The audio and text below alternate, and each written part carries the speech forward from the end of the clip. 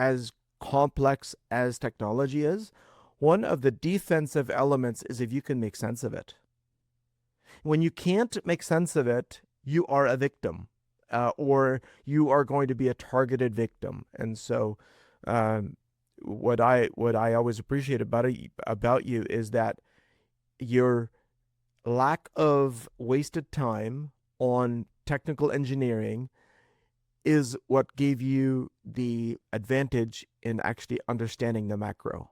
Yeah, I think that's probably true to some degree. I think I also had a lot of practice, which it's always interesting to think about too. Like making the switch from financial services to AdamNetworks was easy in some respects because of just the relationship and the trust and respect that I have for you and Francois and the rest of the team. Really, it was just like, well, these are extraordinary people, and if my skill sets can serve this team, and that means that I get to spend time with these people on a daily basis, well, that's a really good thing. And if they happen to be selling cybersecurity software, fine, but that's not really the point. It's just more that there's something of value that we can provide to the marketplace, and these are good people to do it with. And so sometimes you look back, or sometimes when you're kind of in the midst of life and you wonder, like, is there a trajectory here, or am I just bouncing over here and doing this thing, and then I'm bouncing over here and doing that thing? And that saying that life is lived forward but understood backwards. I think that's very true. Where you start to look back and you can kind of see some threads. And one of the threads for what we were talking about was I'll never forget one of the more senior advisors at the branch that I was at when I started in the industry. She was a wonderful. We weren't partnered officially, but she was just a really good mentor to younger advisors like myself.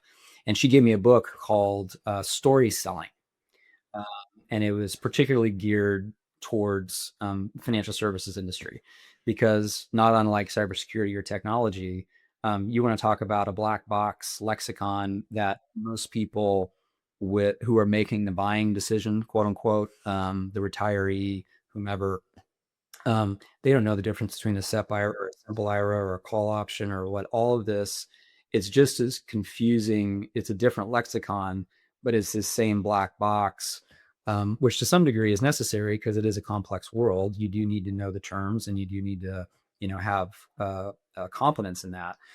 But in another degree, sometimes I wonder, I'm not saying there's a conspiracy, but sometimes I wonder, it's just like, are we making this more confusing on purpose? Because sometimes it feels like we are.